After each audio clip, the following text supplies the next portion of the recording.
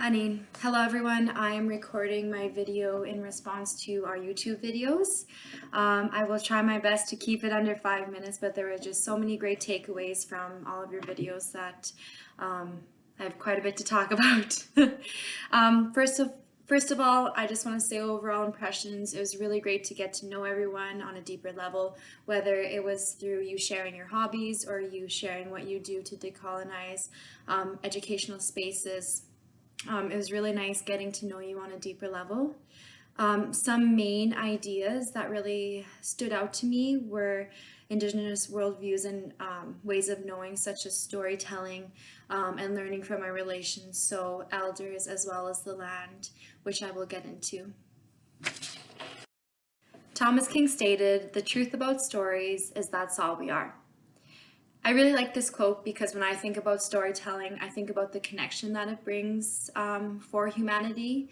Someone can tell you something and it might stick with you, but if they are vulnerable and they tell you a story and they elaborate, then you will be able to better understand and be compassionate about the experiences that that person is having. Also with storytelling, I know that you won't ever fully understand what that person is going through, but storytelling can be a means to bring us together. And TJ, Dabney, and Cal all talked so highly about storytelling. Learning from our relations was another core topic that was found throughout most of the videos. So when Jordy talks about our elders being our greatest resource, I totally agree, because when I think about the learning that has been most meaningful to me and has really stuck with my spirit, that's been the teachings that I've been gifted to receive from my grandparents and from my parents. So collaborating and learning with our learning from and with our community members is a great way to decolonize education. Kunis also said that the greatest learning doesn't happen in a textbook, which I agree as well. When we experience and live the learning, it sticks with us for life and is that much more meaningful. I like Jedner's term that he used when he said there's a mindset about learning language, and I think that is a good term to use because language is something that a lot of us have lost because of colonization, so we really need to be purposeful and intentional about having this mindset to regain our language. Also, Roland discussed the importance of land, so learning from the stars and from nature, which I really resonated with, because the more that I am in nature, the more I feel connected to nature, to Mother Earth, but also to Creator. Lastly, Amanda brought up how her relations shape who she is, and she is still in contact with her family across seas.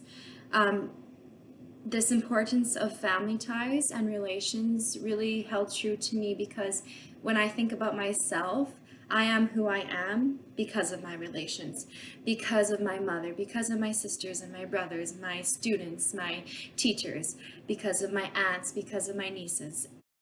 Another powerful idea that I took from the videos was being represented in education. So Donna talked about her worldview as a child being as flat and homogenous as the small prairie town that she grew up in.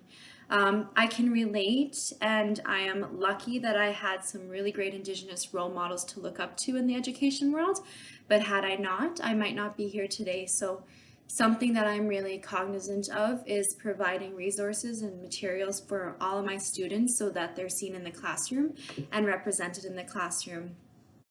Brittany's comparison of learning the recorder at one school compared to the fiddle at Isle Cross and Buffalo Narrows made me realize that as a little Métis girl learning the fiddle, she must have just been so happy and proud to see that part of her culture represented in her life.